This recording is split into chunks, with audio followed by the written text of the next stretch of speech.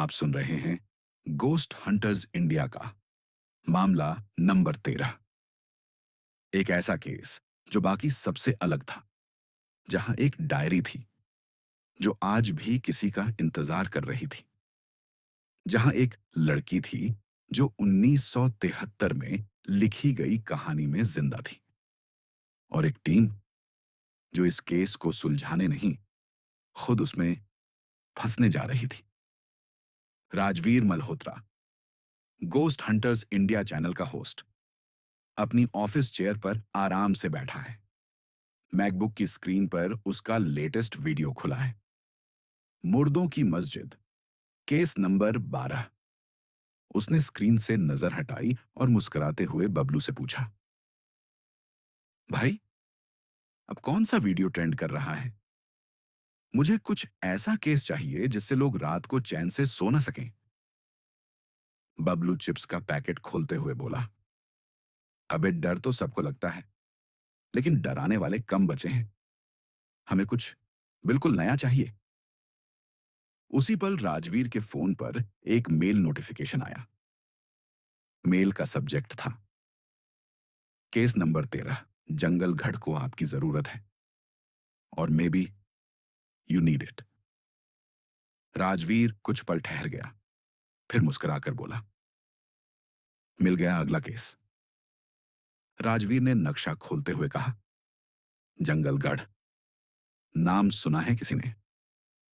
बबलू ने भौहें चढ़ाई। भाई, लगता है जैसे मैप में भी इसे जगह नहीं मिली होगी। नेटवर्क मिलेगा क्या वहां? रीना ने चुटकी ली। नेटवर्क नहीं मिलेगा तो कम से कम डर के साउंड तो सही से रिकॉर्ड हो पाएंगे।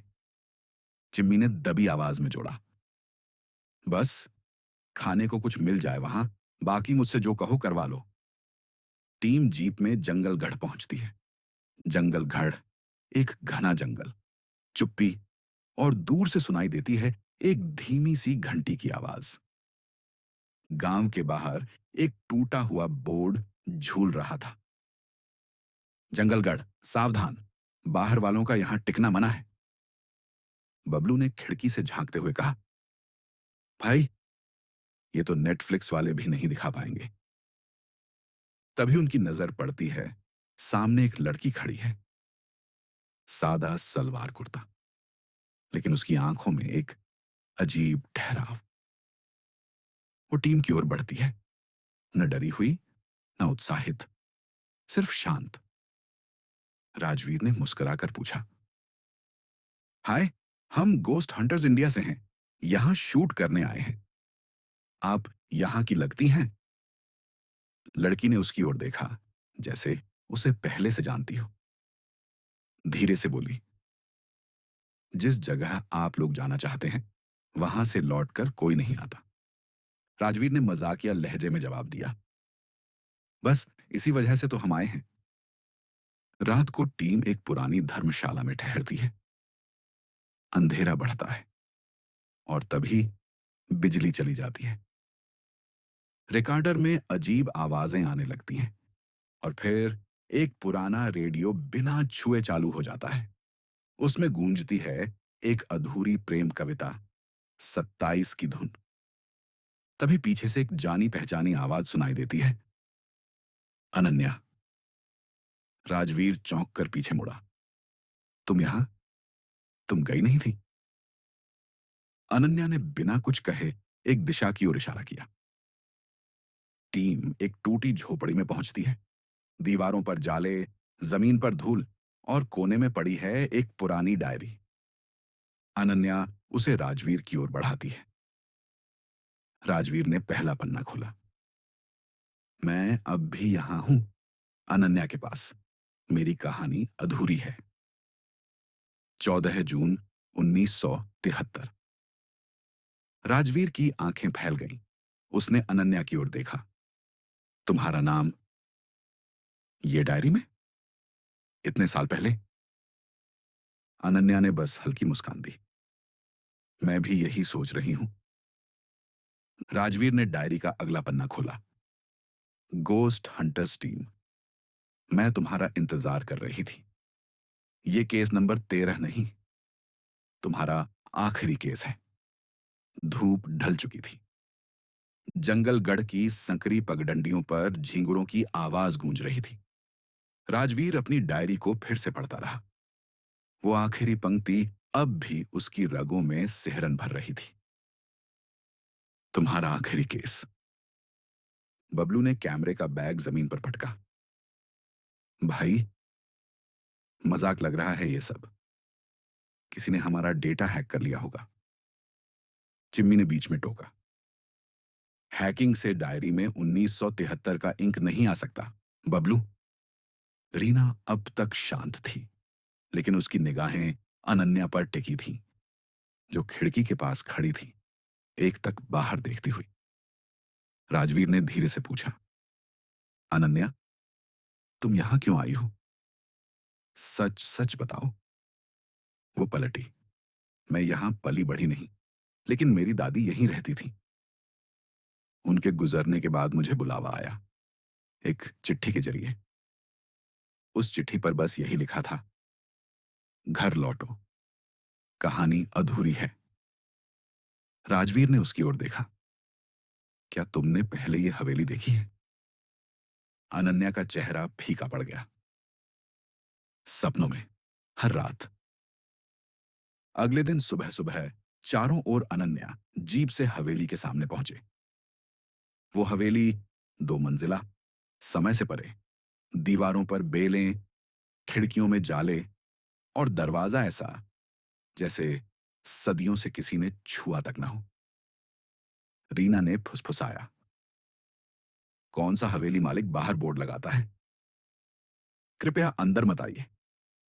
राजवीर मुस्कुराया, अंदर चलते हैं। जिनको रोकना था, वो शायद हमारे पहले ही अंदर है। जैसे ही दरवाजा खोला, भारी सी आवाज के साथ अंदर की सर्द हवा उनके चेहरों को चीरती चली गई। दीवारों पर पीलापन और नमी की महक थी। सीढ़ियां लकड़ी की, लेकिन अब भी मजबूत। दीवार पर टंगे एक पुराने फ्रेम में 4 लोगों की धुंधली तस्वीर थी। एक औरत, 2 पुरुष और एक लड़की। अनन्या ने तस्वीर को देखा। ये मेरी दादी है, पर बाकी तीनों? राजवीर ने नोटिस किया। तस्वीर में वो लड़की हूबहू अनन्या जैसी दिख रही थी। बबलू ने घबराकर कहा, भाई, हम सब हलूसिनेट तो नहीं कर रहे हैं? राजवीर ने कहा, नहीं, ये सिर्फ शुरुआत है। ऊपर जाने वाली सीढ़ियां अंधेरे में खो रही थीं।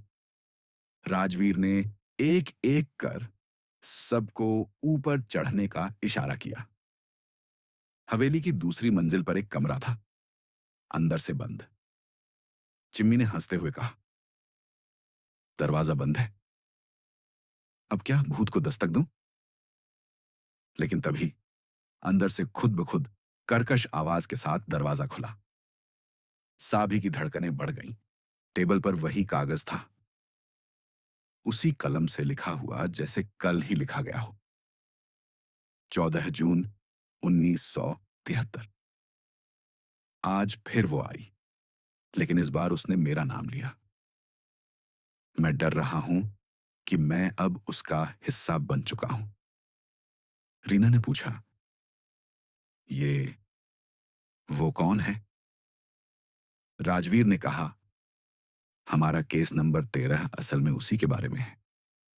बबलू ने धीरे से पूछा, क्या वो अनन्या है? अनन्या चुप रही। रात को जब सभी लोग नीचे हॉल में सोने की तैयारी कर रहे थे, राजवीर अकेले सीढ़ियों से ऊपर लौट गया। वो उसी कमरे में पहुंचा। तस्वीर अब बदल चुकी थी। अब उसमें 5वां चेहरा था, राजवीर का। राजवीर देर रात तक उस कमरे में बैठा रहा। तस्वीर में अपना चेहरा देखकर उसका दिल बार बार वही सवाल पूछ रहा था, क्या यह महज एक भ्रम है, या फिर कोई चाहता है कि वो इस हवेली का हिस्सा बन जाए? सुबह की हल्की रोशनी खिड़की से छनकर कमरे में आ रही थी। राजवीर ने अपनी नोटबुक में लिखा, यह केस मेरी सोच से कहीं ज्यादा बड़ा है। अगर आपको यह भाग पसंद आया हो, तो YouTube पर लाइक, शेयर और सब्सक्राइब जरूर करें। आपका साथ ही हमारी सबसे बड़ी ताकत है।